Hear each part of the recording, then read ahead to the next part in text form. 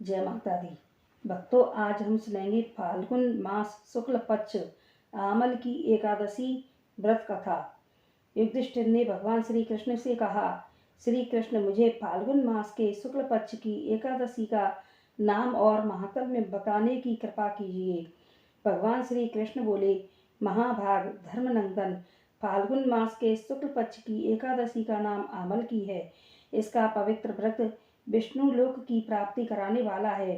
राजा मांधाता ने भी महात्मा वशिष्ठ जी से इसी प्रकार का प्रश्न पूछा था, जिसके जवाब में वशिष्ठ जी ने कहा था, महाभाग, भगवान विष्णु के थूकने पर उनके मुख से चंद्रमा के समान कांतिमान एक बिंदु प्रकट होकर पृथ्वी पर गिरा।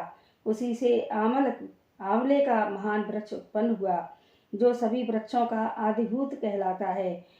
इसी समय प्रजा की सृष्टि करने के लिए भगवान ने ब्रह्मा जी को उत्पन्न किया, और ब्रह्मा जी ने देवता, दानव, गंधर्व, यक्ष, राक्षस, नाग तथा निर्मल अंतःकरण वाले महर्षियों को जन्म दिया।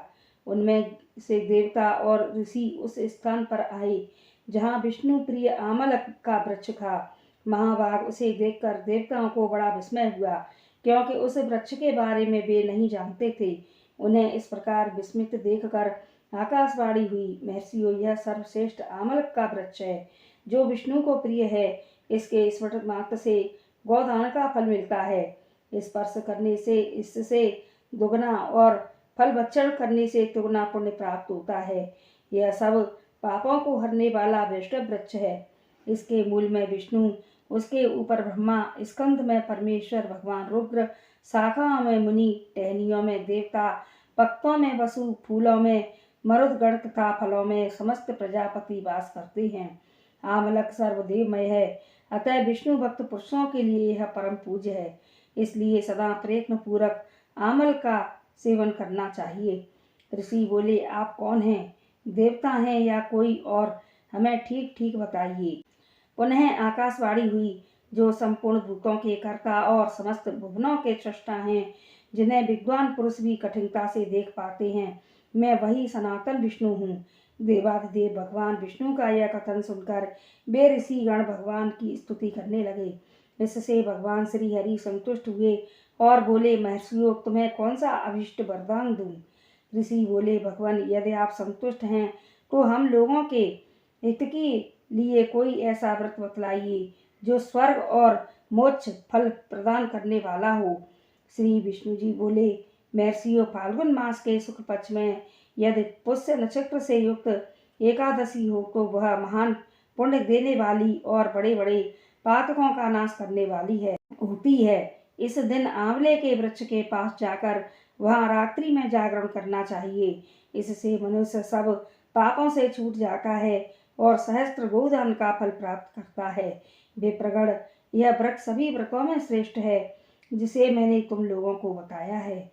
ऋषि बोले, भगवान, इस व्रत की विधि बताइए। इसके देवता और मंत्र क्या हैं? पूजन कैसे करें? उस समय स्नान और दान कैसे किया जाता है?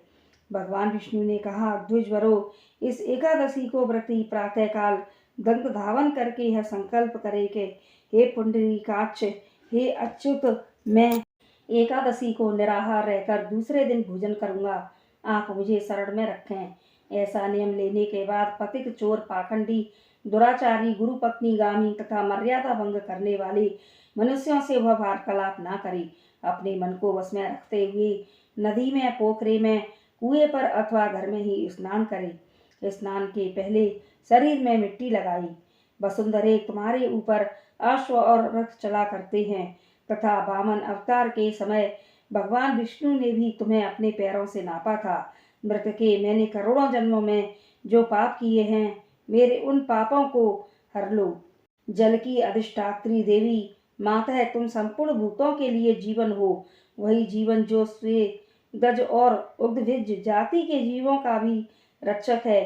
तुम रसों की स्वामिनी हो, तुम्हें नमस्कार है। आज मैं संपूर्ण तीर्थों, कुंडों, झरनों, नदियों और देव संबंधी सरोवर में स्नान कर चुका।